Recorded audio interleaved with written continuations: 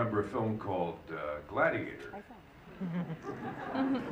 He doesn't really win, you know. It's I think we're all happy that Joaquin Phoenix's character dies, but the Gladiator himself finds a sort of uneasy peace, and he basically gets to let go of this tortured world, you know. In the same way that our characters, I think, find something that lets them live in this tortured world, a small victory, not a large victory. And I think that's important in these sorts of noir pieces, that you allow for that bittersweet thread to permeate. Check the post. I really don't think I should bother answering the questions. I just really want to hear from you. Io veramente non penso di dovermi dar pena di rispondere alle domande che hai fatto a me. Preferisco sentire le sue. Thank you so much. But I'm really interested if your band is going to play here, if you're interested in playing any concerts. Però mi interessa molto sapere se la tua I'm band... going to platform for you, but you've got to just think about the sexy thing, because we all need to know. Va bene, ti preparo la piattaforma, ma nel frattempo ripensa alla questione se sei sexy o meno, perché lo vogliamo veramente sapere. So E lui the great- invece vuole sapere se la band suona in Italia.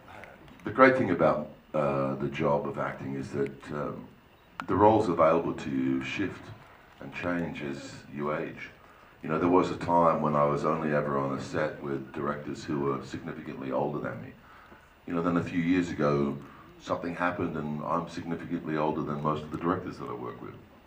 So it's sort of, you know, time moves on, and I think it's only people that get caught up with wanting to be one thing that have a problem in my business. So I'm perfectly happy playing grey-haired old men, perfectly happy being father of 4 to 20 or whatever it happens to be, you know, and if they ever remake on Golden Pond when I'm 70, I'll be putting my hand up to play that role too.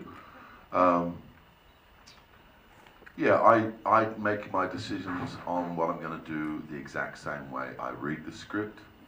If I'm into the story, I respond to it. And it's as simple as that. It's always about the narrative. I can never predict what I'm going to be excited by, and that's probably why my CV looks very quadraphonic and strange, because I bounce from character to character. I don't, you know, want to be one persona or anything like that. You know, I'm not afraid of getting my hair cut.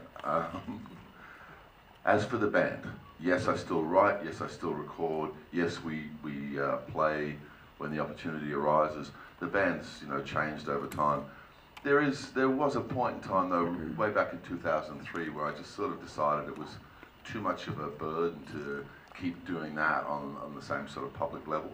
So it's just something that I do for myself. We don't have to do any public advertising, you know, or spend any money on advertising. I don't think we spent a cent on promotion since about 2006 because of the rise of social media. If we put a thing up on Twitter saying we're going to play at the Gramercy Theatre in New York, tickets are sold out 15 minutes after they go on sale, and we just do a gig. We don't invite press, nobody reviews it, so we just do it for people who like the music. So yeah, we've actually got the current band is called the Indoor Garden Party, IGP, and there's an album that we've finished. I'm not really sure what format that release is going to be, though. But that's the answers to your questions. Aiuto! Beh, per quello che riguarda la mia carriera, la bellezza di fare il lavoro come attore. Yeah, I feel pretty comfortable with it. I like it. Sì, diciamo che la definizione di sexy mi fa sentire a mio agio, mi piace. Soprattutto ho guardato Ryan nel giovane Ercole. Which is when I really started to feel sexy. Honestly, that's when it started. Because he shot that in New Zealand, and New Zealand is really the core of sexy globally. E che è da lì che ho cominciato a sentirmi sexy, da giovane Ercole, che poi, diceva Russell, è stato girato in Nuova Zelanda, che è veramente il cuore di tante cose degli uomini sexy. We didn't really reference any pairings while we were working together. It was more just Shane Black's films, you know.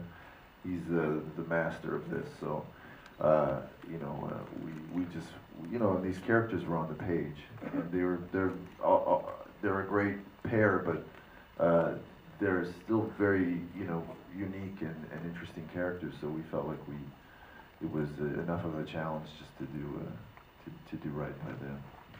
But having said that, we're both, Ryan and I, cineasts, you know, so we do know Laurel and Hardy, we do know Abbott Costello, we do know Bing Crosby and Bob Hope, we do know Gene Wilder and Richard Pryor, and we know that, you know, it's a physical difference between the two that is part of the dynamic and all of those things, you know, but nothing specific was something that we're trying to aim for. We already had the map of the personalities on the page, and it was just a matter of then for the two of us to sort of breathe life into that and stay to the spirit of what Shane intended. I would like my agent, Ryan Gosling, to respond for me, because he would know more about this than I do. I'm glad you asked about Joel as an actor, honestly, because he is the greatest actor of all time. Allora, per rispondere alla sua domanda direi che forse è il caso che la rivolga direttamente al mio agente Ryan Gosling, ne sa sicuramente più di me. And if you go online, you'll see a clip of Joel yelling at Russell and I for not doing enough Twitter.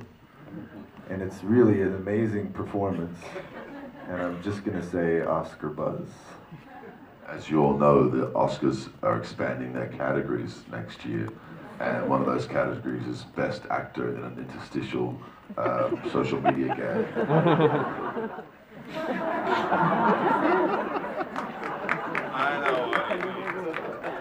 Io ho detto ovviamente, And to answer that question, lui ha here's detto Ryan Gosling. la domanda risponde Ryan Gosling.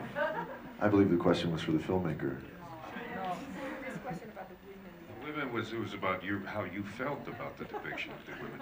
I think the women in the movie live up very well to the sort of tradition of film noir in which there's a great deal of paranoia between the sexes. There's a lot of innocence corrupted, and it's essentially, this movie to me is a fairy tale. There's no coincidence that there's unicorns and Pinocchio, and it's sort of modern day knights in armor trying to save a maiden, but against a backdrop of a fairly corrupted sort of city. So you have the ruthless woman, you have the helpless sort of femme fatale who's on the run, but then you also, to me, to deconstruct the detective, you need to take it back out of the myth and down to this lovely little girl played by Angourie Rice. Nirvana is in balance when the masculine loves and respects the feminine and the feminine loves and respects the masculine. I don't think you used the word leadership yet, and I think that's when things get out of balance. I think we've got to walk forward together. And hopefully Joel Silver will star in it. Sì, sto preparando 2 film e mi auguro che almeno uno dei 2 sarà pronto il prossimo anno, e mi auguro anche Joel Silver accetterà di recitarvi. No.